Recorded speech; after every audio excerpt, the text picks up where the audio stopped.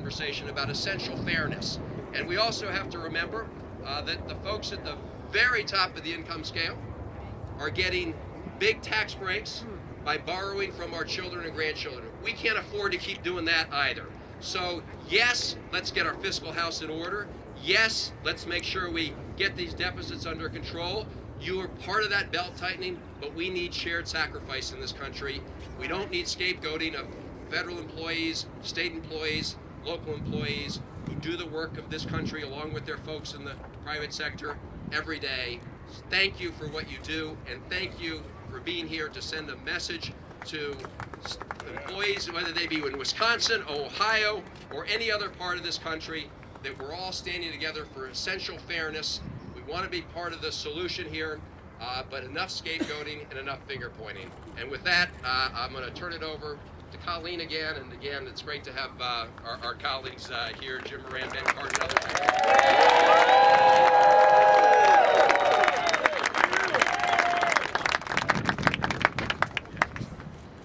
Next, I would like to welcome one of our most trusted friends and skilled advocates on Capitol Hill, Senator Ben Cardin.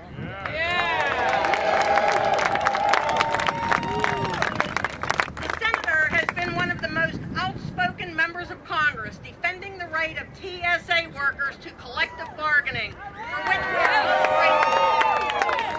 Now, this is not Ben Cardin's first time speaking to the NTEU Legislative Conference, but the last time he was Representative Cardin. I said then, with his outstanding pro-federal worker record, it could only be a good thing to see Ben Cardin go on to bigger and better responsibilities. So now we welcome Senator Ben Cardin.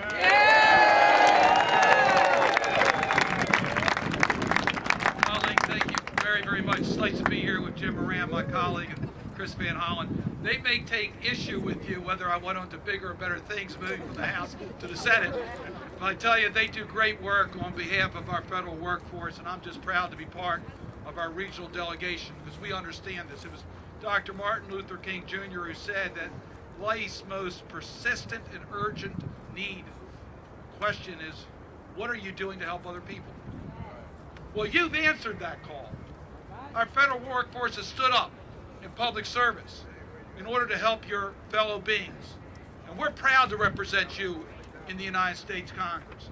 But sometimes Congress has a strange way of saying thank you.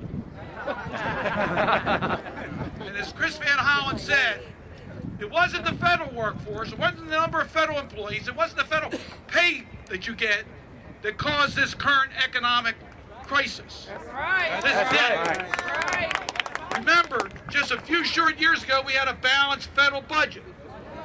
But then the previous administration, they're the ones who cut taxes for those who didn't need it. Right. They went to war not in one country, but two countries. Didn't pay for it. Let Wall Street have whatever they wanted to. Right. It took our economy over the cliff. That's right. That's what caused the problem. So it wasn't our federal workforce.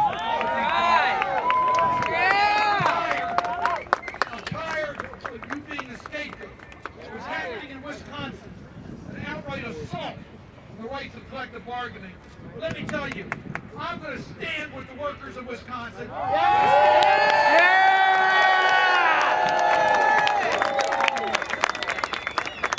I'm always curious when we take up these trade bills, where the administration, the previous administration said, well, we don't want any labor rights in those trade agreements. I now understand why. Because America, the way that some of our states are performing, would not even meet international labor standards in the way that they're attacking workers in this country. That's not what America's about. That's not what Right.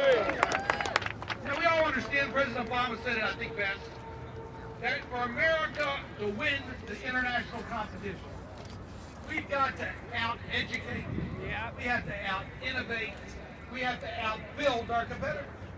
That's how America is going to remain first.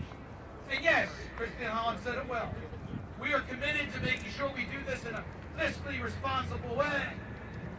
But we're not going to do it in a way that's going to jeopardize the critical services to Americans. And we're not going to do it in a way that compromises our future. I couldn't be more proud to represent you. You're absolutely right. You're helping us get, my constituents, get the Social Security checks. You're protecting our borders. You're keeping our food safe. You're there on the front lines for America. I'm proud to be on your side. Thank you.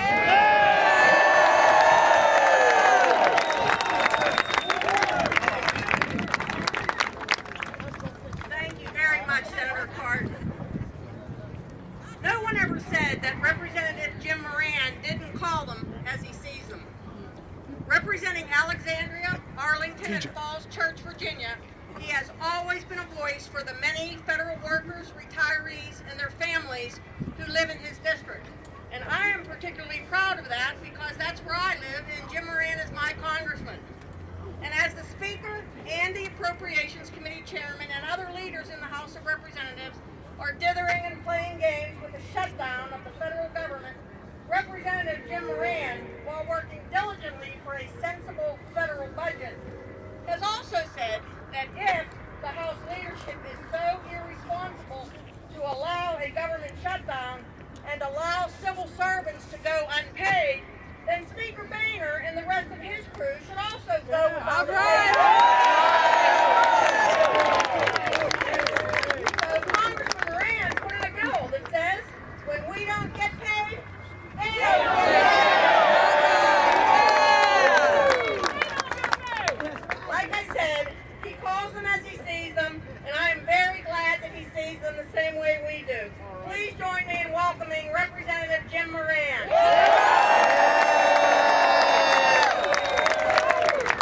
Thank you, Colleen. And colleagues, I thank you for your leadership, and thank all of you for being in this rally.